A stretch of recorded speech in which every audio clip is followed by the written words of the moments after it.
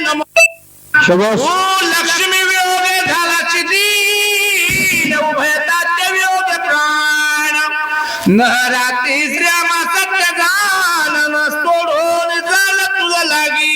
प्रभू रामचंद्र भगवान की जय. ऐकणारे सर्व ज्ञानवान गुणवान सुचेक वाच्य, कारण आज या ठिकाणी रती महारथी या ठिकाणी आलेले आहेत. मज पामरा काय तोरपण पायीची वाहन पायीचे बरी सर्वांच्या चरणावरती नतमस्तक करून वेगळ्या वेगळ्या शब्दामध्ये कथा सांगण्याचा प्रयत्न करेल. कथा अतिशय गोड आहे, सुंदर आहे. भरताने प्रभू रामचंद्रानं सांगितलं ऋषीवर्य आधी भरताचा राज्याभिषेक करा. आता माझं या ठिकाणी वैकुंठ गमनाची वेळ आलेली आहे. मला आता या राज्य कारभारामध्ये इंटरेस्ट राहिलेला नाही. त्यावेळेस भरताने सांगितलं रामा एक तर तुमच्या काशेला लागून आम्हाला बरोबर न्या, नाही तर आम्ही आमचं तुमच्या पाठीमागे प्राण त्याग करू. कारण का तुम्हाला असणारा तुमच्या लक्ष्मीचा वियोग झाला, त्याच्यामुळे तुम्ही असणारे उदास झालेला आहात. परंतु तुम्ही गेल्याच्या नंतर आमचं काय होणार आहे? आम्हीही या ठिकाणी मला या राज्याची कुठलीही चाड नाही. या असणारा राज्याचा उपभोग घेण्याची माझी मानसिकता नाही, माझी इच्छा नाही. तो काय आपला बळा नाही. काठीला काठी काढलं तरी काही बोलायचं नाही. परंतु थोडी निर्णय जर आपण घेतली, ते म्हणतात एका हाताने द्यावा आणि 10 हाताने घ्यावा. जर भावाबरोबर भांडण टाळायचं असेल तर थोडं एक पाऊल मागे घेतला पाहिजे, म्हणजे भांडण होत नाही. तर तो एक शब्द बोलला मग का मी ऐकून घेऊ, असा जर विचार केला तर भांडण झाल्याशिवाय राहत नाही. भक्ताने सांगितलं मला राज्य नको, मला असणाऱ्या तुमच्या चरणाची सेवा करावी अशी माझी इच्छा आहे. जिकडे तो करती गमन तिकडे आम्ही येऊ चले. आम्हाला झाती तर कोण तुझं वेगळे सर्व नराचे. तुम्ही जिकडे गमन करताल, जिकडे जाताल तिकडे आम्ही असणारा मागे मागे मागे येऊन जशी आई पुढे चालल्यावर लिंबू मागे मागे पाठी मागे येतं. कितीही लुडकवलं तरी रस्ता पण मागत राहतं. तसं आम्ही तुमच्या मागे मागे येऊ.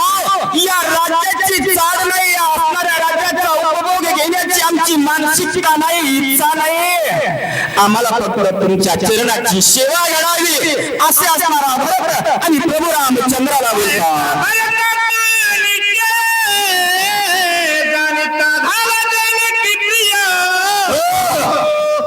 आणि नगर जनाते हृदय कळ सरले राजेंद्र. बोलल्याच्या नंतर प्रभू रामचंद्राला भक्ताचं सर्व अंतःकरण कळलं. कारण आपण काही करा, बाजूला जाऊन करा, गुपचूप करा, सर्व देवाला असणार कळत असता आपण म्हणतो त्याला काय माहिती मी काय करायला लागलो. सगळं कळतं त्याला. या भक्ताचं अंतःकरण प्रभू रामचंद्राला जाणलं आणि काय म्हणतात तू जरी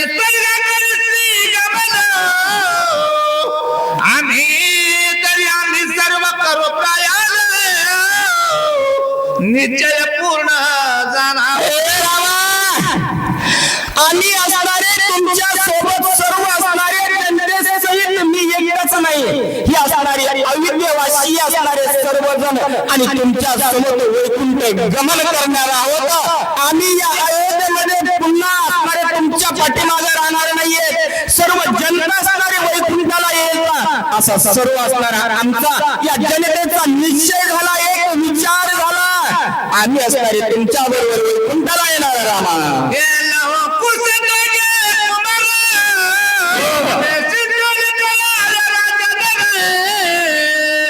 कोलनाने वाचवणी नगर तेथे पुष स्थापावा.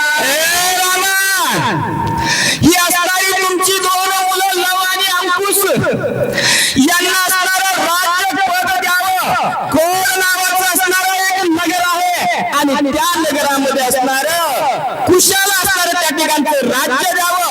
या दोघांना असणारं 2 वेगवेगळे राज्य आणि या ठिकाणी द्यावे आणि मग असणार आपण सर्वजण आणि वैकुंठ गमन करू रामा.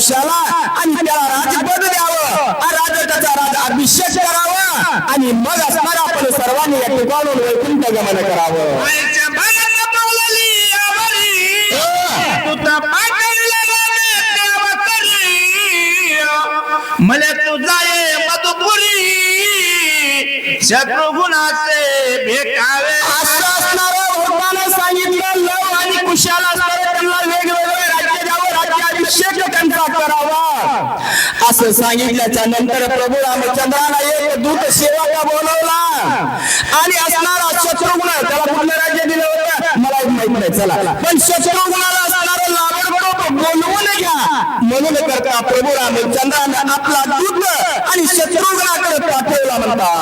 ते महापातळ करतो स्वर्गप्रती गमन, तरी आयच्या समस्ता निवेदन आणि शत्रुघ्न भेटे. शेवटला प्रभू रामचंद्राने आज्ञा दिली, आमचा आता वैकुंठ गमनाची वेळ झालेली आहे, आम्ही आता वैकुंठाला जाणार आहोत. सर्वांना प्रभू रामचंद्राने सांगितलं आणि दूत शत्रुघ्नाला पाठवला की लवकरात लवकर असणारा हा आमचा निरोप आणि त्या शत्रुघ्नाकडे पर्यंत पोहोचा असं प्रभू रामचंद्र आणि आपल्या दूताला आज्ञा देऊ लागले.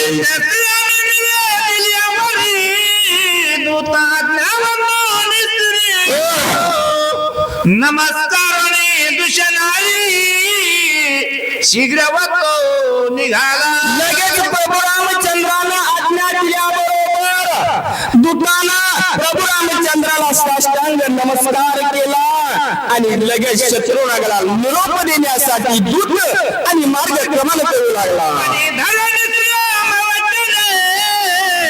मधुपुरे करिता गमन, मागे काय वर्तले ते सावधान, श्रवण कीजे तृप्ते हो. शत्रुघ्न हा असणारा मधुपुरीचा राजा प्रभू रामचंद्राने बनवलेला होता. तो दूत शत्रुघ्नाला निरोप देण्यासाठी मधुपुरीमध्ये पोहोचल्यावर इकडं अयोध्येमध्ये काय घटना घडली सर्वांनी लक्ष देऊन ऐकायला.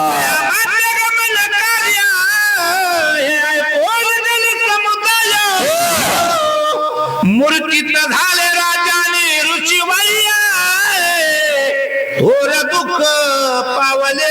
रामचंद्र वैकुंठ गमन करणार आहेत हे सर्व अयोध्येवासियांनी ऐकलं. ऋषी मुनींनी ऐकल्याबरोबर सर्व अयोध्येवासी असणारे मूर्छित पडले, मूर्छित.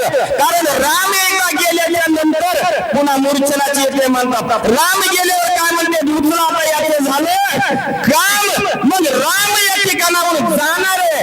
ऐकल्याबरोबर ऋषी मंडळी सुद्धा या ठिकाणी मूर्छित पडली. काय झालं पुढं, प्रधान म्हणत श्री रघुनाथ, ऐक नगरीच्या कणाची कथा, मरती श्याम सर्वज्ञ जाता, आमुचे राहोनी कोण कार्य.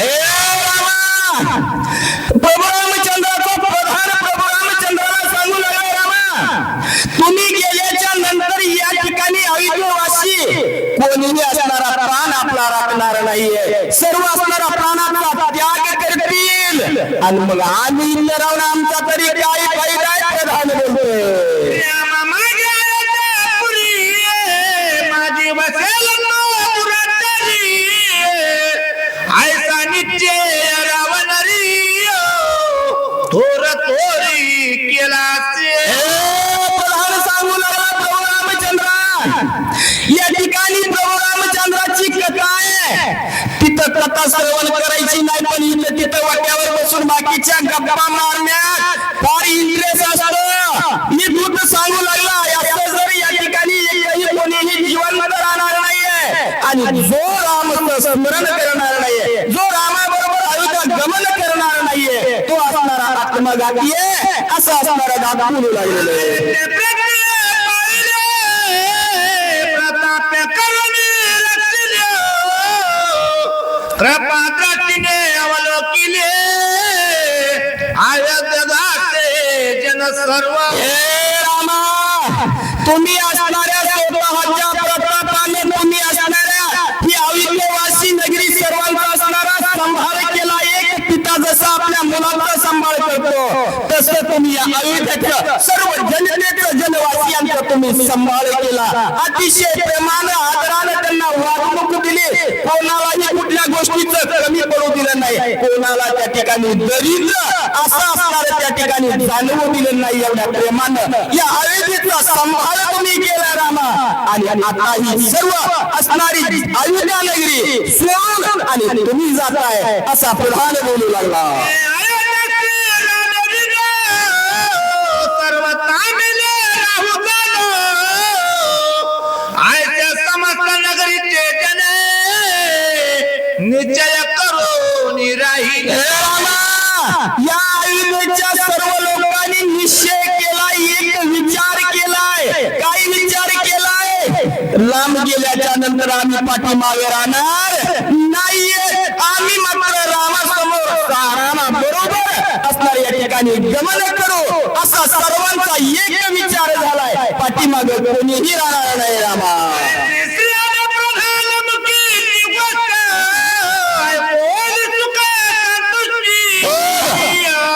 निश्चय जाणून या पोटी भरताशी बोलता झाला. असं प्रधानाच्या मुखातून प्रभू रामचंद्राने ऐकलं. आता पाठीमागे कोणीही राहणार नाही. सर्वजण रामाबरोबर वैकुंठ गमन करणार आहे असं असणार प्रधानाच्या मुखातून ऐकल्याच्या नंतर प्रभू रामचंद्राला समाधान वाटलं, आनंद वाटला.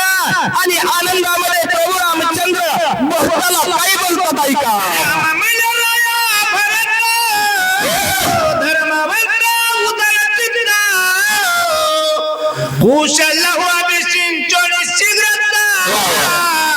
विलंब सर्वता तुझीही इच्छा माझ्या बरोबर वैकुंठ गमन करण्याची आहे ना. सर्वांची असणारी मनोकामना आहे. परंतु त्याच्या अगोदर ही असणारी माझी 2 मुलं लव आणि अंकुश यांचा असणारा राज्यभार असणार आहे ना, राज्यपद असणार त्या ठिकाणी राज्य सिंचन कर. विलंब करू नको, कारण विलंब होता विघ्न वळवेल. म्हणून करता राम भरता लवकरात लवकर लव आणि अंकुशाचं राज्य या ठिकाणी सिंचन कर असे असणारे प्रभू रामचंद्र आणि भरताला सांगू लागले.